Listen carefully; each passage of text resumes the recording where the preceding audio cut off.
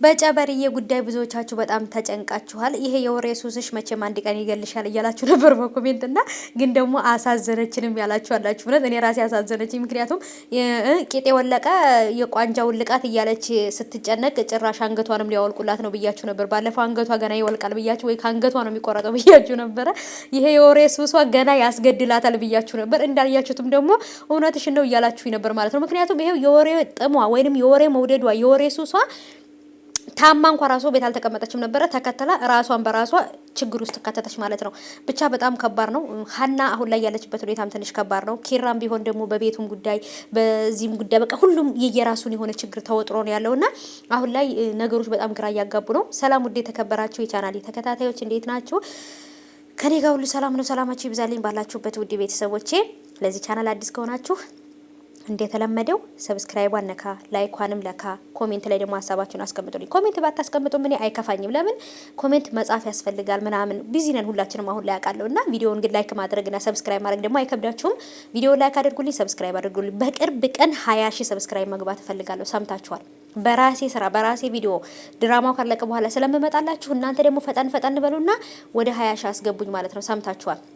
እና ሀባይቦቼ ሰብስክራይብም ደግሞ እያደረጋችሁኝ ነው። ሁላችሁንም ሳልጠይቃችሁ ነው ሰብስክራይብ የምታደርጉልኝ። እጅግ አድርጌ አመሰግናለሁ። ሁላችሁንም ክበሩልኝ፣ ፈጣሪ ያክብርልኝ። አሁንም ደግሞ ሰብስክራይብ ማድረግ ወደፊት እንጂ ወደ ኋላ እንሄድም ማለት ነው። ወደፊት አሁንም ሰብስክራይብ 20,000 በቅርብ እንደምታስገቡኝ አልጠራጠርም። እና ውዶቼ በተለይ ጽናት ጸባያው በጣም ደብሮ ነበር ሁላችንም። እና በእርግጥ ያው የተሰጣት ገጸ ባህሪ ቢሆንም ግን በቃ የሆነ ችክ ያለች ነገር ሆነችብንና ትንሽ ደብሮ ነበረ። ቢሆንም ግን አሁን ላይ ደግሞ ጽናትም እየተረጋጋች ነው፣ ሰከን ብላለች። ያው በቤታቸው እንግዲህ ሰላም ሰፍኗል። ግን በተለይ እኔ ጥያቄ የሆነብኝ ነገር የት አለች ትንሿ? የት ናት ያለችው? ትንሿን ጎዳና ላይ ተቀምጣ የሆነ ሰካራም እንዲሆንም የሆነው ሰው እያስቸገራት ነበር ያየነው ባለፈው ክፍል። ይሄን ሁለት ክፍል ግን ትንሿን አላየናትም። ባለፈው የተለቀቀውን ክፍል አላየናትም። ቢያንስ እስኪ ዛሬ ስለሚለቀቅ ዛሬ በተለመደው ሰዓት ለሚለቀቅ በዛ ሰዓት ማየት የምንችል ከሆነ ወይም ደግሞ እንግዲህ ከመጣች በጣም ደስ ይለኛል። እና ትንሿ ያለችበትን ሁኔታ ማወቅ እንፈልጋለን። ምክንያቱም በጽናትና በኪራ ምክንያት ነው፣ ወይንም ጽናት ናት ከቤት ያስወጣቻት ማለት ነው። ስለዚህ በሷ ምክንያት የሆነ ነገር ሆና ከምትጸጸት ምን ላይ ነው ያለችው? እኛም ደግሞ በጣም ተጨንቀናል። ትንሿ የታለች? ትንሿ ነው የሚለው ሁሉም ኮሜንት አብዛኛውንም እና እኔም ትንሿ ማየት እፈልጋለሁ። ትንሿ መምጣት አለባት እና ደግሞ ኪያና ይሄ ልጅ መጋባት አለባቸው። አብረው ይሁኑ። ለምን እኛን ያስጨንቁናል እያላችሁ ነበር። እሷም ከሌላ ሴት ጋር ስታዩት እናደዳለች፣ እሱም ደግሞ ከሌላ ሰው ጋር ሲያት ይበሳጫል ምናምን። ግን በመሀላቸው ፍቅር እንዳለ ግልጽ ነው ማለት ነው ውዶቼ።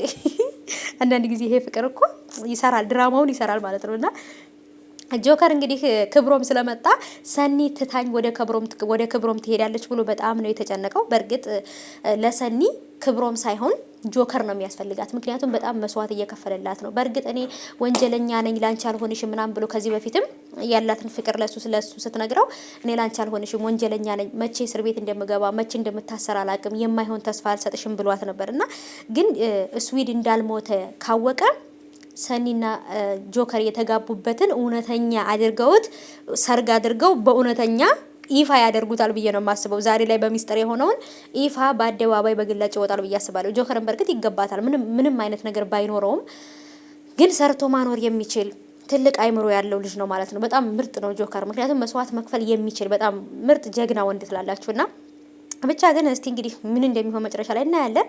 አላቅም እውነት ይሄ ልጅ ወይ ይሄ ጨበሬ የሆነ ልጅ ማለት ነው ሰኒን እያስጨነቃት ያለው ልጅ ከቤት ካልወጣ እኔ እንጃ ድራማው ራሱ እያስጠላኝ ነው ማለት ነው። በቃ ከድራማውም ከቤቱም ይውጣ እና ብቻ ግን እስኪ እናንተ ሀሳብ አስቀምጡልኝ። ትንሿን ማየት እንፈልጋለን። ትንሿን አምጡልን። ትንሿ ምን ላይ ነው ያለችው? ቤተሰቦች የእውነት በጣም አሳስቦኛል።